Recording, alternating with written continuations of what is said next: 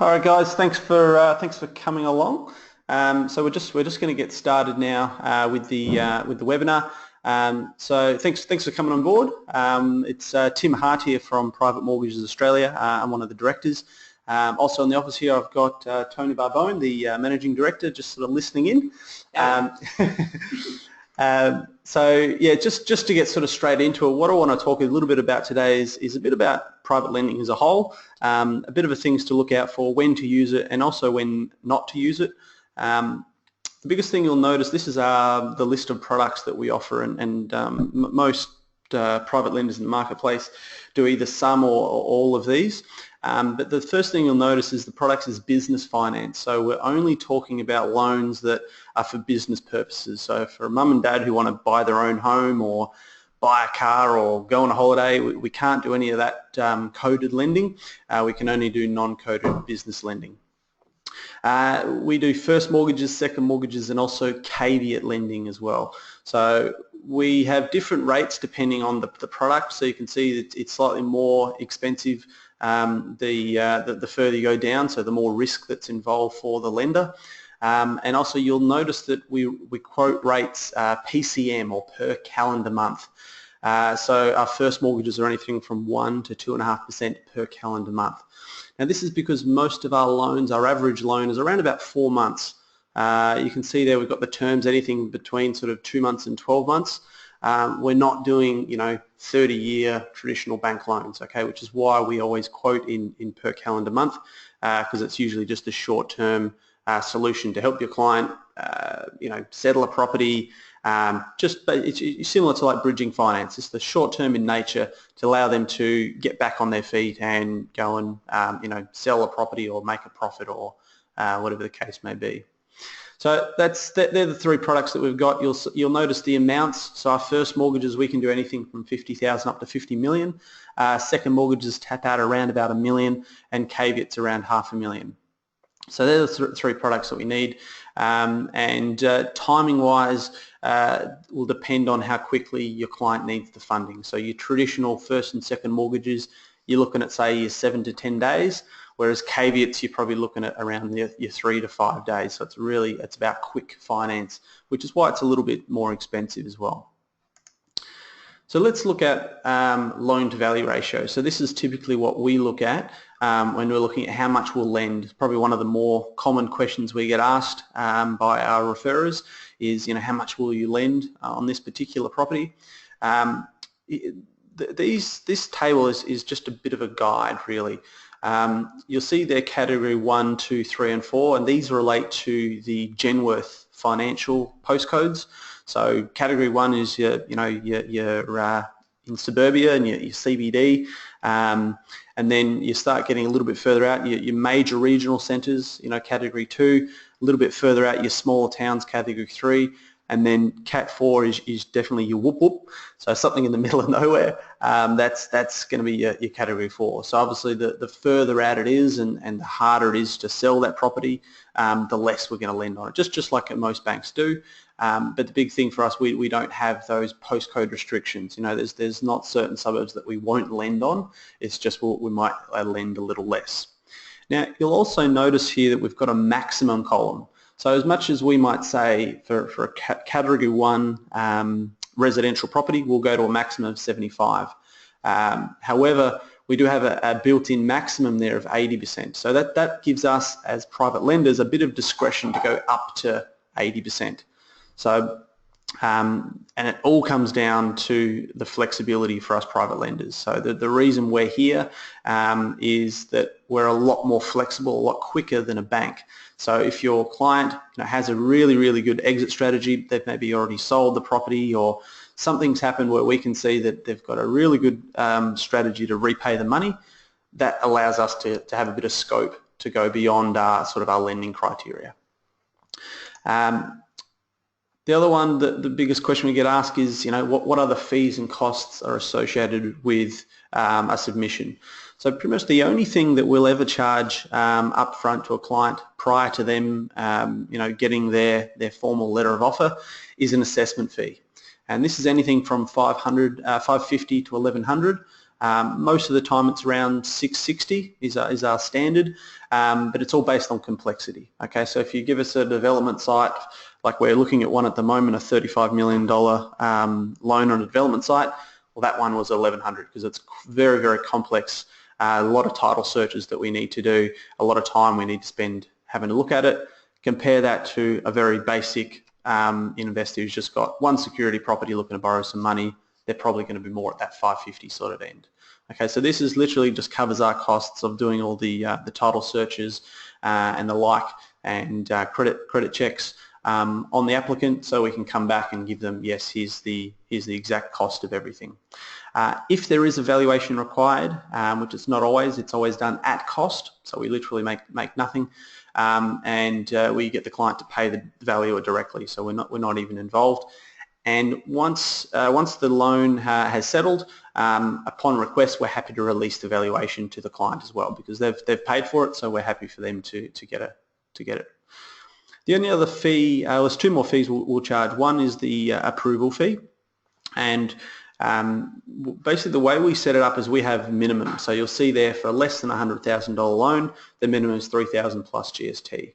Now, the way we do it now is that we've got the minimum there, and then we allow a referrer to add whatever they'd like on top of that. So if it's let's say it's a $100,000 deal and you want to make $2,000, then our minimum approval fee is $3,000. We add your $2,000 on top, and therefore the approval fee will be $5,000 plus GST. Okay, so it's just nice and simple that you can just add it to whatever you want. You can add it on top, or if you prefer, you can mandate directly.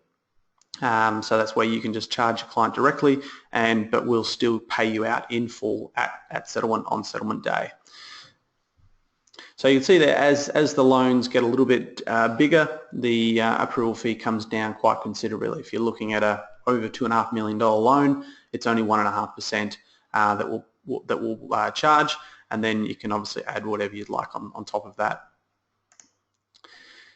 Now, to give you a bit of an idea of our process, so we'll get an application form. So if you submit an application form, or even one of our one-page quick app forms, just so we can get the real basics of a deal. We can do the initial assessment and say, yep, look, this looks fine, it's a non-coded loan, it fits within the LVRs. Here's roughly what we'll come back with is an indicative letter of offer, and that'll have in there an indicative rate. So based on the information, we'll say, yes, based on what you said, we believe this is going to be a 1.25% per calendar month deal, and the assessment fee is $550. Okay, so just at the real high level will give you a bit of a snapshot straight away of what it will be. And a lot of the time for us, the time it takes for us to, someone submitting an application and we then giving them back an indicative letter of offer is usually done within 24 hours. Okay, so it's a really, really quick process. So it's not waiting around forever and a day to get approval. It's really, really quick, and that's really what we do. We're all about service, and it's all about speed and creating a solution that's going to get your client the money that they need. Once the assessment fee is paid, we begin our due diligence. So we'll do all our checks and we'll finalise our due diligence. That's when we'll then issue the formal letter of offer. The formal letter of offer will have everything in it. The only other fee that we do charge is a legal admin fee. So this is to pay the solicitors to draw up the legal paperwork.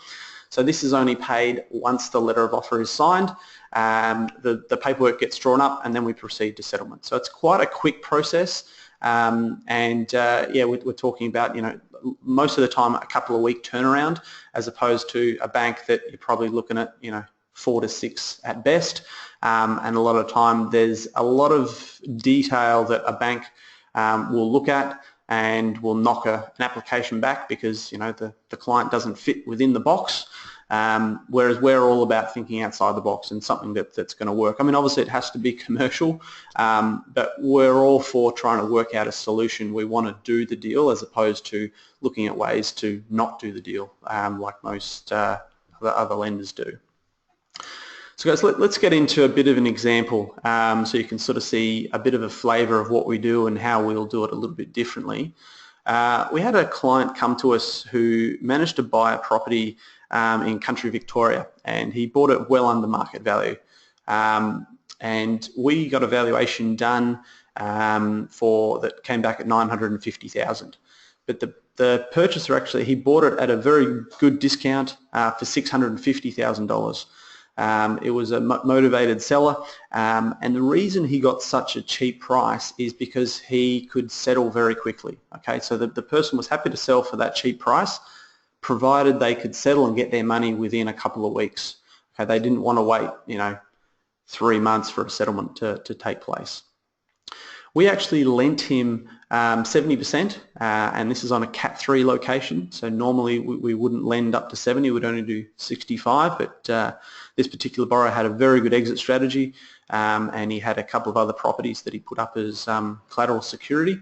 But on this particular property, we actually lent on valuation, not purchase price, and that's something we'll always do. So we live in the real world where, we're property investors ourselves, and we believe you can buy property under market value. So we'll actually lend based on valuation or purchase price, whichever is higher, as opposed to what most banks do, and lend whatever is lower. So we actually lent him $665,000, even though he only bought it for $650,000. So we actually gave him 102% loan to value ratio on his purchase price, which was 70% of valuation. The interest rate was 2% per calendar month, so a little on the higher side, but that's because we are going above sort of the maximums. 102% is definitely well above where we would like to be lending. And he paid an originator fee or an approval fee of 3.3%, and the loan only went for 4 months. So what I want to look at now is a lot of people get hung up on the interest rates.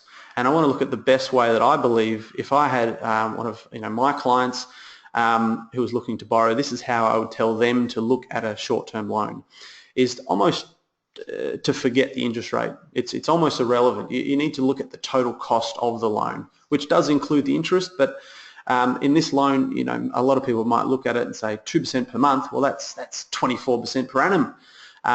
Even though the loan's not going for a whole year, it's only going for 4 months, but that's what a lot of people are conditioned, because that's what we look at when we're looking at, banks. They're all quoting, oh, we're going to do this for 5% per annum, we're going to do this for 6% per annum. So it's all about an interest rate game, whereas this is a little bit different. Private lending is more about coming up with a solution that's going to work for your client, getting them the money in the shortest possible time, and thinking outside the box for them. So the best way I would look at this is to say, look, let's look at the interest. The interest cost is $53,000. The originator fee or the approval fee is $21,945, and their legal fees were $5,500. So the total cost of this loan for this client was going to be $80,000. And that's the real key that you need to look at. You might have another loan that might have a cheaper interest rate, but they might charge $50,000 as an originator fee. This brings it all back into one, so you can actually compare apples with apples.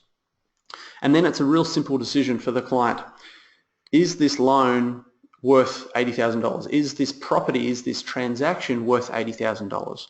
Now for me, if I'm buying a property that's worth $950 and I'm buying it for $650, I'm buying it $300,000 under market value, $80,000 I'll do all day, every day. I'll spend $80,000 to make $300,000, and that's sort of the business decision that a lot of our clients will make. So if we look at sort of weighing up the different costs, so let's look at what if that client got a traditional loan from, just from a traditional bank, who would normally only lend about 65% in that particular postcode, and just look at how it compares to ours. So with a traditional loan, the borrower would have had to come up with a deposit of 35%, so $227,000, which he didn't have, whereas us, he needed nothing. The stamp duty, lo and behold, the State Revenue Office always gets paid, so either way, they're still going to get their $36,000 of stamp duty. And this is where the big difference is the next one is the loan amount. So the bank would actually only lend him $422,000, whereas we've lent him $665,000, and that was probably one of the paramount reasons why he went with us, because he didn't have to have as much cash tied up in this transaction, because he could borrow a lot more. And that meant that the interest cost, if he was going through a traditional bank at, let's say, 6% per annum or 0.5% per calendar month, his interest cost would have only been $8,600. The reason that is a lot different from what we'll be charging, the 53, is because the loan amount is so different, as well as the interest rate. The other one, setup costs. So a traditional bank might only cost $2,200, and whereas ours, the upfront fees, including all the legal costs, was $27,000. So the total cost that this borrower needed, if he was to go traditionally, even though a bank wouldn't do the loan for him and couldn't get it in time, he would have needed $274,000, as opposed to with us, he got the money really quickly. He could actually settle on the deal instead of losing it, and he only has to put in $117,000. For this client, that was, even forgetting all the costs, that was going to be a deal breaker for him. If he had to put $274,000 into the deal, he couldn't do it, and he would have lost the deal, as opposed to he had the 117 to be able to put in. The other thing we've got is the referral fee. So if a broker or a referrer referred this to a bank, they might get 0.5%. So you might make $2,100, whereas our referrer made $7,315. Okay, and that was paid to the introducing broker, 24 hours of settlement, and we never have any clawbacks. So once the money's yours, it's yours. We're never gonna ask for it back. Last one here, time frame. Most importantly, the time frame for a traditional loan would have taken him 6 to 8 weeks. Was the advice that he got from his mortgage broker, whereas us, it was a 2-week turnaround. So the outcome for the client is they got in for a lot less than they would for a bank. They could settle quickly and get the deal done, and allowed him to then reinvest those profits or that extra money into the business during the prepaid loan term. Because we'd basically paid our loan, included his mortgage payments for 4 months, he didn't have to make any mortgage payments, so he could put those profits back into the business. Subsequently, this increased the guy's revenue, and he actually refinanced us out just over 4 months later, and to a more traditional facility. So that's just to give you a bit of a flavour. Just got a couple of other example transactions, so you get a bit of a feel for what we do. We see this one a lot. A developer runs out of money. Okay, so they've either got to a stage where they've had a cost blowout, or they've hit rock, or something's happened where they desperately need, say, $250,000 just to complete the project, and then they've got all their pre-sales there, and they can pay it down. So we might do a second mortgage on this type of property, and that might be at, say, 3% a month for a 3-month loan. So real short term, basically to help the client out when, I suppose, the first mortgagee a lot of the time won't advance more money if you run into trouble. Another one we get, especially around this time of year, I mean, it does happen all around the year, but it seems to be around the end of financial year, a lot of people have issues with ATO debts. So a lot of the time the ATO sometimes will give a payment plan to a borrower, but a lot of the time, especially lately, they've been a little bit harder, and they're just saying, no more payment plans, you need to pay this out in full, or we're going to start winding you up. So we will come in either with a first or a second mortgage and pay that out, and that gives the client a bit of breathing space to get the ATO off their back, so they can then sell the property, refinance it, do whatever they need to do to move on their way. Another one we get is people who have a business opportunity. Now, we've had people, importing and exporting. This could be the developer. It could just be a simple business buying some stock at a discount. Okay, so they need some money very, very quickly, which is why they can't wait for a traditional lender to go through the process.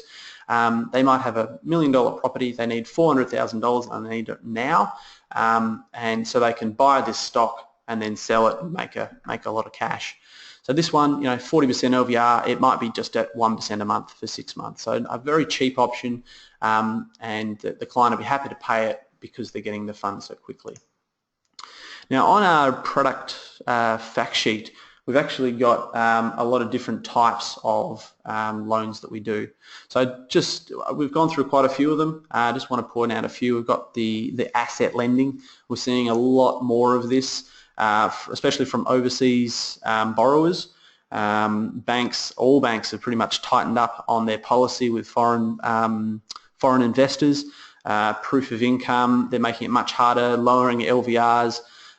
For us, it's not so much of an issue because we're asset lenders. We only, as long as they've got a property they're looking to borrow against in Australia, we're less worried about their income because we're more worried about the value of the asset. So that's something we're seeing a lot more of. Refinancing existing caveat loans. So you might have a client who's already got a loan with another caveat lender who's charging horrendous rates at 5 to 10% a month, and they really want to refinance out of that to a lower facility. So we can do things like that. Valuation not contract we've covered. So this is something that we do that was pretty special to us, that we'll lend on valuation not contract price. And there's a lot of other things. So we're paying out business partners, urgent business funding, but also credit impaired. So we don't really care too much about the person's credit. I mean, we do take it into consideration, but it's less of an issue. We're more interested in what is the value of the asset that we're lending against. So if you've got a client who can't get traditional funding because of their credit issues, we might be a great option for them. So that sort of covers off the main things. What I want to do is go through now is just our first filter, so you can get a bit of a feel for what we look at when we're looking at a transaction. So this is our first filter. So every single loan that ever comes through us, this is the first filter that we go through to make sure it's actually something we can help you with. So the first one is whether or not the loan is non-coded. So we want to make sure that if it's a client who's borrowing the money and it's a company, then great, it's non-coded. That's not a problem. We just want to make sure we're not lending money to mum and dad to pay out credit cards or buy their own home, that sort of thing. So as long as it's a genuine business purpose, we can do the loan. The next one is 1% per month plus. So the client has to be prepared to pay at least 1% per month because that's the lowest interest rate that we can do on our first mortgages or any of our loans. So 1% for a first mortgage, 1.5% for a second mortgage, or 3% for a caveat, okay? Because if they're not prepared to pay that, then we're never going to be able to do the transaction. The next one we look at is postcode and LVR, or loan to value ratio. So you would have seen the table we had at the start that shows what sort of loan to value ratios we'll do for different postcodes. So we want to make sure that it's not, the client's not trying to get a 90% home loan in a Cat 4 location or something like that. We want to make sure that it's within our postcode range. The next one, how much you as the referrer wants to make. So because we want to add that onto the offer. So when we put forward what the approval fee will be, we want to make sure that it includes exactly how much you want to get paid as a referrer. And as I said before, we'll allow you to set how much you want to get paid. The next one is very important, probably one of the most important ones, and that's the exit strategy. How is the client actually going to pay this money back? Okay, we're in the business of lending money, and we want it to be a win-win for both. We don't want to set someone up into a loan that they have no idea how they're going to pay it back, because that's just going to spell disaster. So what we want to see is, if they're going to refinance, okay, let's look at how viable that is. Or if they're going to sell the property, okay, have they got a contract in place, or have they listed it with a real estate agent? They might have some inheritance coming in, or they might have the sale of a property coming in. Whatever it is, we just need to get a bit of an idea of how they're going to pay it back, so we know that this is going to go smoothly for not just for us, but also for the client. Another big one we ask is, why can't the client get bank finance? Okay, because if the client can get bank finance and they could wait 6 weeks to get bank finance, don't use us. Okay, we're never going to be cheaper than a bank, but we are going to be a lot more flexible, and we're going to be a lot quicker than a bank. So we need to understand why they can't get finance, and because that's really, for us, that's where the issue might be, that we need to have a bit of flexibility around to make sure that we can actually help the client. And the last thing we look at is, when does the client need to settle? Okay, so that way we have a timeline from day one that we know, great, this client needs to settle then, and we can all work towards that goal. So that's, and also it's making sure that we select the appropriate product. If we have a client that comes in and says, I need money in 2 days' time, well, we know it's going to have to be a caveat because that's the only way we can do a loan that quickly.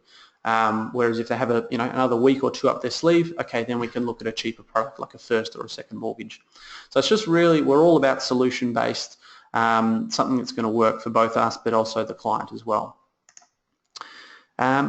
Just a little bit here, just before we sort of finish up, is just a little bit on educating the client. And what I want to look at is the total cost of the loan versus the interest rate. And this is what I did briefly mention before, is really to look at, especially to compare any types of transactions or other lenders out there, look at the total cost of that loan.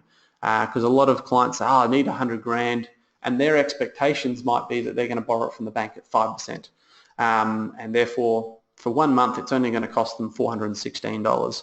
Whereas to get the loan, and someone only wants to lend them the money for 1 month, you might be looking at a cost of, say, $2,000 for the month, which would be 24% per annum.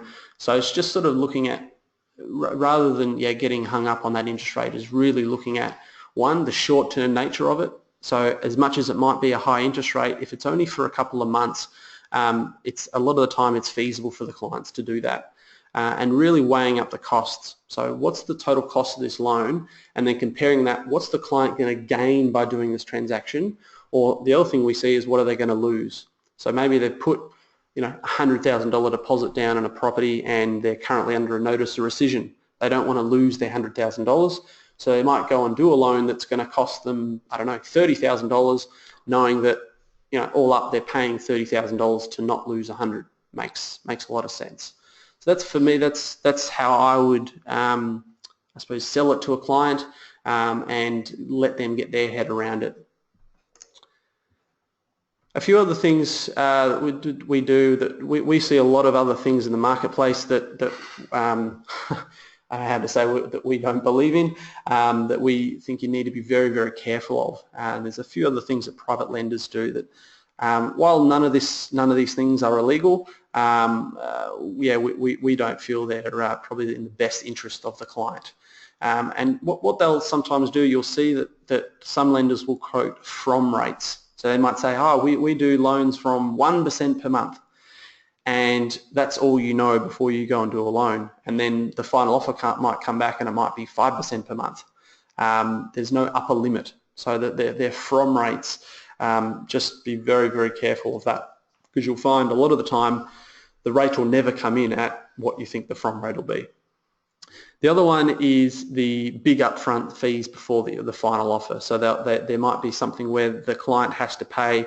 I saw one the other day. It was an $18,000 fee they had to pay before they even had the final offer. So before they even know that they've got the money, people shelling out tens of thousands of dollars, or committing themselves to something before they even know what the final interest rate be or what the cost, or even before they've got their final approval. The other one we see a lot of is these 24-hour loans. Come and do a caveat loan with us in 24 hours. And I would always ask them, what percentage of loans settle within 24 hours? I think it'll be a very, very small percentage. And what this is sort of preying on is that you come in for a 24-hour loan, and 24 hours later the loan hasn't been funded, but they'll tell you, it's just another 24 hours. And so you're sort of in the system, and they know that someone will, there's always another couple of days that they might happen. And it's more just to sort of get you into their system. So just be very careful of people who say they can do loans in 24 hours. Very, very few people in the marketplace, I believe, can actually do it in that sort of time frame. And there's usually a lot of expenses around that as well. The other one we see a lot of is very expensive valuations for forced sale. So this is where the lender might even be making a margin or a profit on the valuation. But when they instruct for the valuation, they instruct it for a forced sale. Almost, they're basically saying, tell me what the value is under market value. So lo and behold, they go and get all this very expensive valuation for forced sale, which comes in well under what the market is. And then they say to the client, well, the loan to value ratio doesn't stack up anymore. We're not going to do the loan, but we're going to keep all your fees. Just something we see a lot of. So just be very, very mindful of valuations, but also what type of valuation they're going to actually get. We much prefer to see something that's for mortgage purposes or for market value. That way we know what the property's actually going to be worth. The other one we see a lot of is cancellation fees, and this is before you've actually got your offer accepted. So, and this comes in the form of usually a charging clause. So in the letter of offer, or even sometimes in the indicative letter of offer for a lender, they'll have a clause in there that says, if we don't proceed with the loan for whatever reason, then you still have to pay $20,000 worth of fees. So the lender can, for whatever reason at that point, say, look, we don't want to do the loan because today there's a cloud in the sky, and therefore they could basically put a caveat and a PPSR charge against your client and hold them to ransom for that money until they get paid out. And so this is just something you need to be aware of before you sign any offers with a lender, that there's no charging clauses in there if they don't proceed. So that's a bit about that. This is more about the PMA way. So what we do that's a little bit different, and our whole ethos is cleaner loans for better results. So what we do is a low upfront assessment fee, and that's all we will charge the client right up to the point of the letter of offer. We have no charging clauses or cancellation fees in our indicative letter of offer. The only time we have a charging clause is in our letter of offer. Once the client accepts the letter of offer and says, yes, I want the funds, then they're bound to pay those fees. But that's only once they know what exactly all the fees are and pretty much we've approved the facility. Valuation are done at cost. We do it for a reasonable value, and we also release it to the clients upon request. We have capped interest rate ranges. So, you know, our first mortgages are between 1% and 2.5%. As long as the loan is in our lending criteria, you know it's going to be in that range. Okay, we're not going to suddenly come back and go, oh, it's a 5% a month loan or something like that. So you just know exactly where you're going to end up, rather than having a from rate that could be, you know, anything. We also rebate any unused interest on extension payments. So anytime your client has a loan with us, we always give 6 months worth of extensions. If your client makes an extension payment and then, let's say 1 week into that month they refinance, we'll refund the other 3 and a bit weeks that they didn't use. Okay, so they're not getting charged any interest that they don't use. We also have some custom built software. We've spent a phenomenal amount of money building our own software, and that allows us to faster deal processing times. So when you give us a loan submission, it allows us to come back to you very, very quickly and accurately, rather than fumbling around with a million spreadsheets and the like a lot of other lenders do. Something else we're very proud of is our high level of repeat customers. So we are all about a win-win approach to lending. So that's what we really like to see. So we've had many a time where a borrower has come back. We just settled one 2 days ago, where the client borrowed some money from us 10 months ago, and he's come back. So he had a good experience. The broker, our referrer, had a good experience, so they've come back to us. And that's really what we like to see. Is we're here for the long term, and we want borrowers that we can lend to again and again and again. We don't want to be one of these lenders that, you know, someone's had a horrible experience and they never want to see that lender again, which is where most sort of private lenders are in that sort of space. So that's how we're very much very different. We've got PMA making some changes. Just a little dad joke we throw in there. And so we've just launched our new website, so privatemortgagesaustralia.com.au. We've just literally launched that yesterday, along with our article, which a lot of you would have received, our newsletter. On there, we've actually got a resources section where you can download our quick app, you can download our referrer pack, you can see which postcodes we would lend on, and just all your sort of research resources are there. We've also got a news section, so we've got articles on just latest things in the industry and a lot about private lending and what to look for and when to use it. We've also set up a funding pool, PMA Capital, we set up in December, and this is just going from strength to strength. This is doing our loans between sort of 50,000 and 2 million, and we've just recently upped, we've got in place a PMA wholesale funding pool. So this is where we've actually got a line where we can actually do up to $50 million loans. So anything for sort of that 2 million to 50 million. We are looking at first mortgages only, but with that's and much sort of cheaper rates. So we can do anything up to that $50 million range, which is really exciting for us to be able to step into those larger loans. And we've got quite a few inquiries at the moment that we're doing. As I mentioned before, we've got a $35 million loan we're looking at over a development site in New South Wales. So we can do now those bigger loans as they come in. So feel free to submit those, and we'll come back to you. So guys, look, that's pretty much it for me. I just wanted to cover sort of the high level points. If you do have any questions, please either type in the box, or yeah, you can give our National Credit Manager Peter a call if you have any specific loan inquiries. So we've just got a few questions here. Just give me a moment.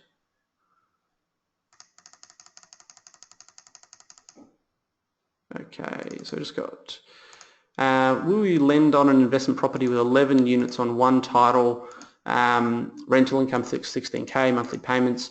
In a nutshell, yes, we would. We would lend on a property that's got 11 units on one title, provided probably the main thing I'm going to want to see that is would go through our first filter to make sure it's non-coded. So ideally, if the owner of those units was a company, then not a problem at all. In terms of exactly what the rate would be and how much the payments would be and the like, yeah, we'd have to sort of see where it's located and so on. So by all means, if you've got a specific question like that, please send a quick app through, which is just a one-page application form. Send that through to Peter, and he'll be able to come back to you with an exact sort of indicative rate that we would charge and fees and charges. Okay, we've got here other security of $400,000 from residential single title properties. Also, okay, I think that was in relation to the last one. Do you have commission clawbacks? No, we don't. So anytime we pay a commission, it is paid. You've got it within 24 hours. So we don't have anything where you don't have to wait till the end of the month or anything like that. As soon as settlement happens, that day we then transfer the funds to you. Okay, so it's for us, it's all about speed, but we also want to reward our referrers very quickly as well. So yeah, so to answer your question, no, we don't have any. Why the difference between the 112? So Vince has asked back on the screen where we had the comparison. Why is there a difference between the $117,000 that the client's putting in and the $83,000 cost of the loan? The difference between those would just be the stamp duty. Okay, so the cost of the loan for that person that bought the under market value property was that, yeah, the cost of our loan was $83,000, but they still have to pay $36,000 in stamp duty to the government, because it doesn't matter where the money comes from, they still want their money. Please explain how you go with the second mortgage on timing and bank assessments, as they can hold up if they resist servicing if it's not to their liking. So I think with second mortgages, a lot of the time all we'll need, I suppose, especially from the first mortgagee, is just their consent, consent to our second mortgage and a deed of priority. Now we find most of the time we'll get the consent in as soon as the loan comes in. So that's on our checklist. That's one of the first things we do, because we know that, yeah, like you're saying, the banks can have a bit of a hold up in getting back that consent for the mortgage. So that's why that's, yeah, literally one of the first things we do when a new loan comes in is we'll send that consent off. So that way it sort of comes in quite nicely when we look to settle, a week or two down the track, that we've usually got that in place. The other thing we can do is if let's say the bank is dragging their feet and the client needs the funding, we still can do the transaction, but we just do it as a caveat. So we'll settle on a caveat and then we'll register the second mortgage later on once we've got a bit more time with the bank. So guys, look, there's a few other things there, but I'm just cautious of time. We've just run over a little bit. So if anyone does have any questions, yeah, we really welcome. Just give Peter a call or send through that the quick app, which you can find on our website. So everyone, thanks for your time. We look forward to hearing from you and hopefully helping out some of your clients. Thanks, guys. See ya.